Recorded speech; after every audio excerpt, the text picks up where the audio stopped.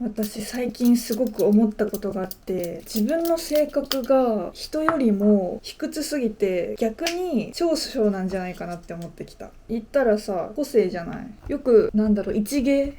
でさ、どんな物事でもポジティブに変換することが得意ですみたいな人いるじゃない。私その逆で、あらゆる物事に対してネガティブに捉えられるっていう特技があるかもしれん。なんか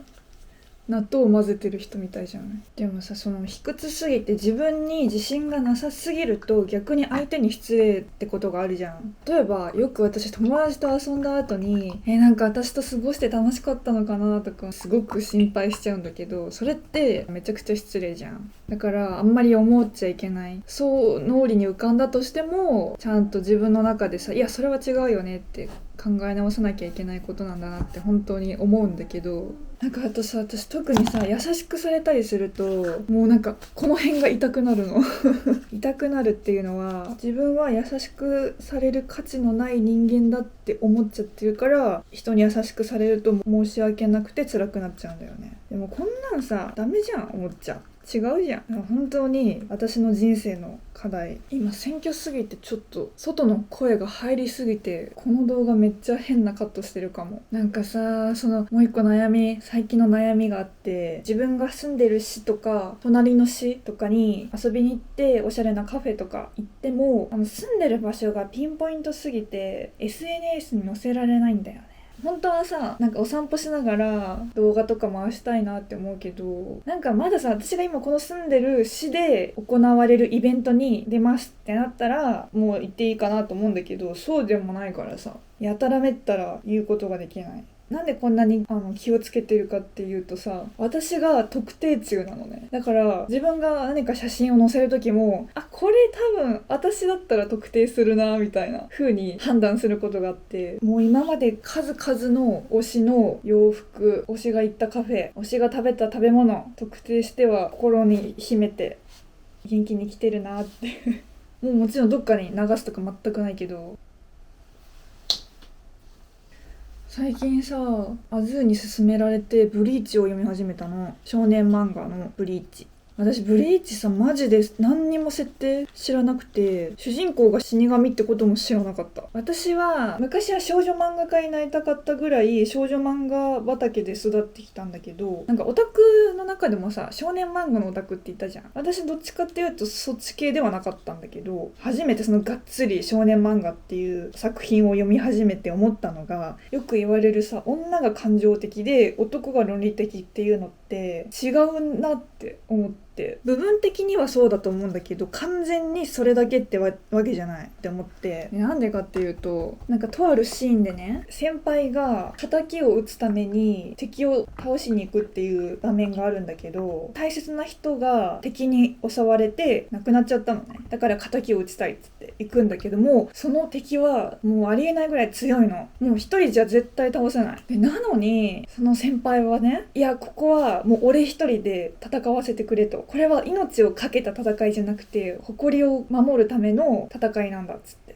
いや、わからん。みんなで絶対に倒した方がいい。そんなさ、一人で頑張ってそりゃ倒せたらいいよ。そのレベルの敵だったらいいけど、そんなんじゃないもん。そんなプライドが大事ですかって思っちゃって。しかもさ、目的が間違ってるじゃん。その、敵を倒すのが目的なんじゃないのつって。自分の誇り、プライドを守るのが優先になってるじゃん。だからよくわかんねえと思って、それをアズーに話したら、いや、分かってないって言われちゃって。そうなんですか？そういうものなんですか？敵をさっさとみんなで倒してやったねってなった方がいいと思う。一個人の意見なんであれなんだけどさ、そこでちょっと困惑しちゃって、どう考えても命の方が大事だし、そのプライドなんか知らんしって思っちゃって、信念、大事にすべきもの全然違うなって思っちゃった。ちょっと今度はアズーに私のお気に入りの少女漫画を読んでもらって、いやここは違うでしょってちょっと言われたいな議論のしがいがあるよね。そのブリーチ読んでたらさ、チャドって名前のキャラクターが出てくるのね。チャドって名前いいねってアズーと話してて、でうちら定期的に将来飼う柴犬の名前について考えるのね。チャドって名前可愛くないみたいな、強いし。まあ私最近はまた改めてその犬の名前について考えてさ、なんか結局さ、長生きしてほしいしジュゲムじゃねって思って、マジで絵の具作り楽しすぎる。絵の具を混ぜてる時のグラデーションとかもさ本当に美しいなって思うし、で一生懸命混ぜたらさもう一つの色になるじゃない、最終的に。なんかそれもまたいいなって思うんだよね。てか今日顔死んでる。低気圧がここんとこやっばすぎて、ぶっちゃけ昨日も今日も頭痛が治らなくて悲しい。綺麗綺麗。よし、選挙の声で全部カットだったらどうしよう、このおしゃべり。まあいいでしょう、何度でも喋ってやるよ。PR。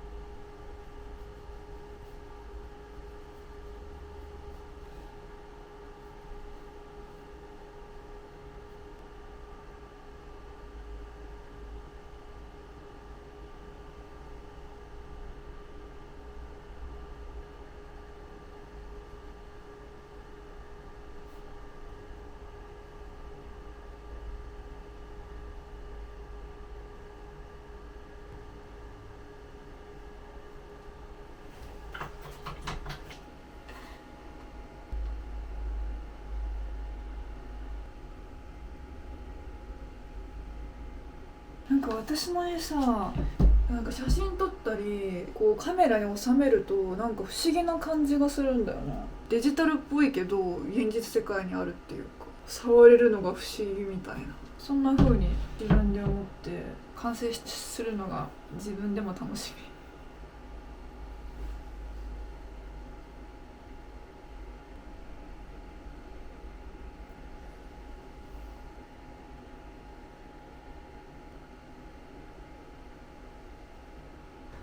てかなんかさ、この間の動画がおすすめに載ったっぽくて見てくださってる方がめっちゃ増えました。ありがとうございますという感じ。だって1クラス分超えたもんね、登録者。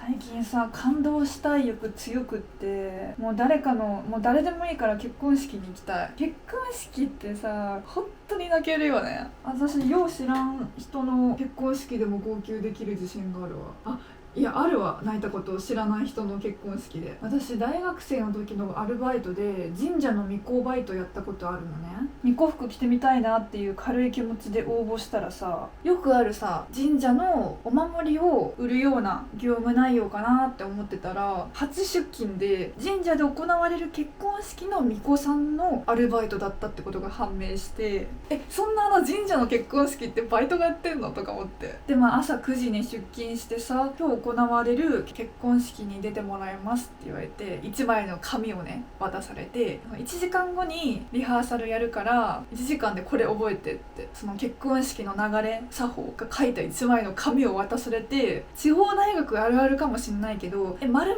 大学の学生さんならできるよねみたいな感じなの。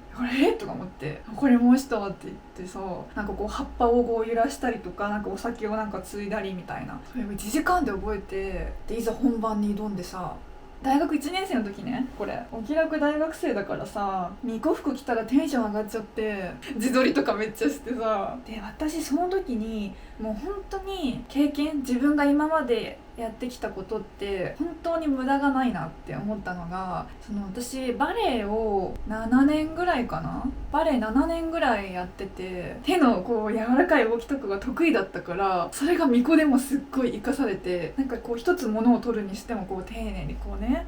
踊るようにこう持ち上げて、そのバレエの経験が生かされて、よかった慣れててって思いました。そんで自分のさ一連の流れが終わった後、端っこに待機して、その両家なんだろうご挨拶的なのを見守ってたんだけど、なんかその時感動しちゃって、よう知らん人の結婚式で本当に泣いたの、じんわりと。いいな、素敵だなって思って、幸せに暮らしてねって思いました。私結婚式マジでやりたくなくてしない予定なんだけど、でも全人類結婚式やってほしいとは思ってる。謎の感情。そうなの、最近感動したい欲が強くて、感動して泣きたいのよ。だからよくさ、感動して泣くために感動して泣けそうな映画とか見るんだけどさ、なんか全然自分のさ美学に反してる感動だったりするんだよね。わかる？例えば病気とか犬とか子供とか、そういうのじゃないのよ。そういう感動じゃないの。だから結局結婚式なんよ、感動するのは。寂しくて泣くとか日常であり得るじゃない。だからその感動して泣くのハードルって高いんだよね。私最近心理に気づいちゃったんだけどさ、インテリアがおしゃれな人の中に部屋干し派の人はいないっていう心理。そう思わない？ルームツアー系の YouTube 見るの好きなんだけど、誰一人として部屋干しの人いねえなと思って。それはもちろんさ、ルームツアーしてる時は洗濯物なんかしまうと思うけど、部屋の中に部屋干しラックとかないし、多分皆さんなんだろう、ローズマリーとか育ててるベランダで干すんじゃない？洗濯物偏見がすごい。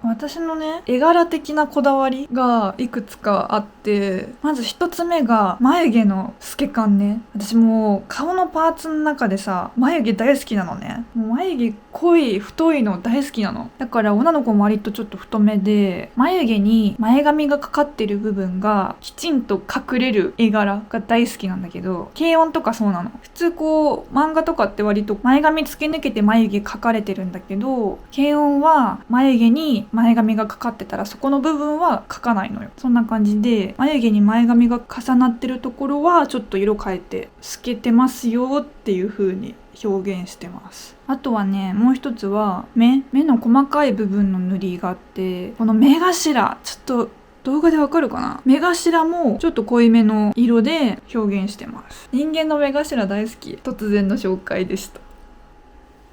実は割と時間がなくて焦っている。なので集中して描きたいと思います。明日ちょっとここぞという予定があって、ちょっと頑張ってきます。自分を信じてなので皆さんもここぞという時は頑張って、ここぞじゃない時はゆっくりしましょう。なんか私このエンディングでさ